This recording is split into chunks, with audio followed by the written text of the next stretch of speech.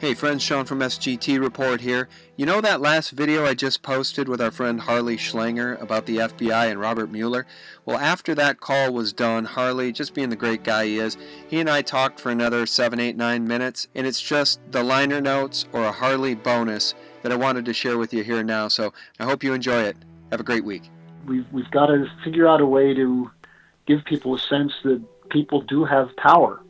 It's not a question of do you have the tanks and guns. A lot of the people in the military aren't very happy with the way things are going. Right. Well, I do think that the fact that Trump got elected and that whole movement to get him elected and all the people standing in line to hear him talk and, versus Hillary's dwindling crowds is very telling that people are paying attention and they are fed up. And that's why I brought up the Vegas shooting as being as important as 9/11, because it's very clear the official story is a lie. And it's not just clear to those of us who are in the alt media reporting on it. It's clear to the thousands of people that were at that concert. None of them believe the official story. I had a call from a German contact of mine who's runs a website, and he said to me, I didn't think much about this Vegas thing until I heard that they changed the timeline, and that they actually did know that this was going on, that this one room at least was involved in it at an earlier point. And so, here's someone in Germany who is obviously paying attention to the alt media. And I said, well, why not? Are you going to cover it? And he said, I can't. I'm not able to. In Germany, there's strict censorship on these things. Oh, I can imagine. Well, you can't talk about Zionism there. You go to prison. So it is very confounding. You made a great point when you brought up Orwell and the rewriting of history, because, then we have guys like Eric Schmidt at Alphabet saying there should only be one answer. Google's filled with bugs. It's broken because when you use Google, you should only get one answer for every question. We should be able to give you the right answer. When you use Google, do you get more than one answer? Of course you do. Yeah, of course. Well, that's a bug. Yeah. We have more bugs per second in the world. Because we should be able to give you the right answer just once. Which you and I both know means the deep state answer. Well, you remember what was Winston Smith's role in 1984? He got old newspapers and changed them so they matched the new line. Ref Times 14284, page 3 by line 2, should read, Miniprod forecast increased chocolate rush in April 1984 from 20 to 25 grams per week. Oh, that's right. The rewriting of history. And that's an explicit point that Orwell makes. And it's unclear to me whether Orwell was saying this is how you control people or this is the danger when you try to control people. I actually think Orwell was on the wrong side, but that's another story. That's right. Orwell. What is his real name? Eric Blair. Yeah. I think there's some deep state connections there, too, with Eric Blair. Well, that brings us full circle, too, That's because, likely. Again, with the Bush family, with the Riches, and Ben Rich's son is the head of Rand Corporation. I mean, can you think of a more deep state organization than Rand Corporation? It's right up there with Lockheed Skunk Works. How about Ben Rhodes and his brother was what, NBC News? Oh, yeah. Ben Rhodes, the national security guy for Obama. And then the Dulles brothers and the CIA. I mean, there's an... Or here's another one for you. I'll send you the article I just wrote on this Richard Thaler, because I think this is a pretty important fraud.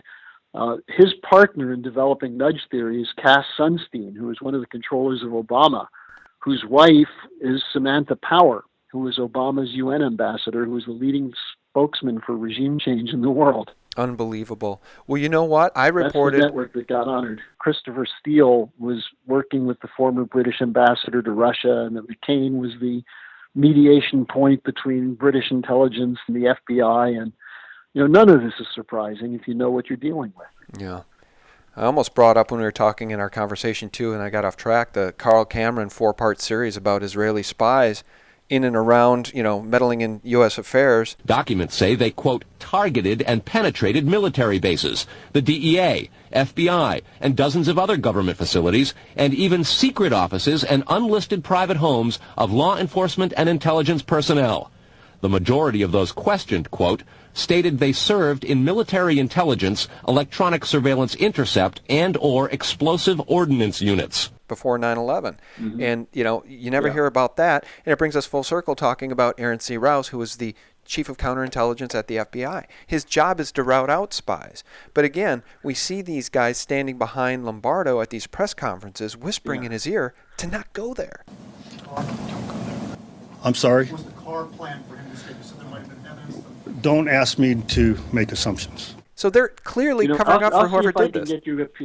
Sean, I'll see if I can get you a PDF of the Mueller dossier we did, because it starts by quoting the head of counterintelligence for the FBI in 1982, who said he was contacted by British intelligence with a request that they investigate LaRouche's ties to the Soviet Union.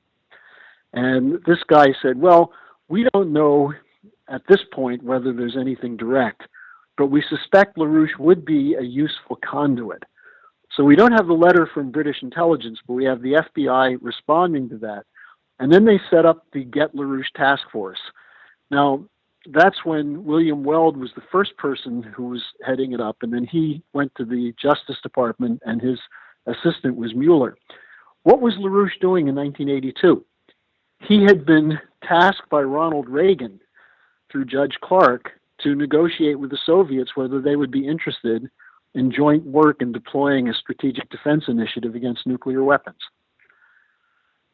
So it was Ronald Reagan LaRouche was working for when he was being accused of being a Russian agent. Unbelievable. And history repeats itself. Yeah. And history repeats Well, it's the itself. same thing with Trump, exactly. Yeah, It's same the playbook. It's unbelievable. I was talking with Roger Stone the other day, and he said they're using the Watergate playbook and they're using the LaRouche case playbook. You know the problem, though? Trump. You know the old saying, those that don't understand or know history are condemned to repeat it? We do know the history. Yeah. Many, many, many of us watching this same playbook roll out again know the history. Yeah. And that's why this deep state is now being revealed. That's why we're going to stay in the Vegas story. I think it's so important. It's like 9/11. You can wake up a lot of people by showing them the blatant lies and cover-up that's going on with this Vegas shooting.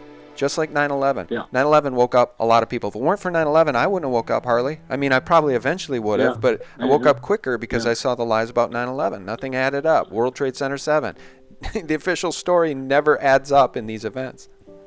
Well, the good news is, Sean, that you did wake up and that you're doing something about it. And you know, I do appreciate our relationship. It goes back a number of years now, but it's always been a positive source for me.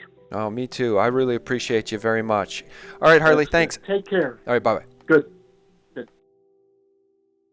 What most Americans still haven't really come to terms with is that the FBI has been a criminal operation for a long time.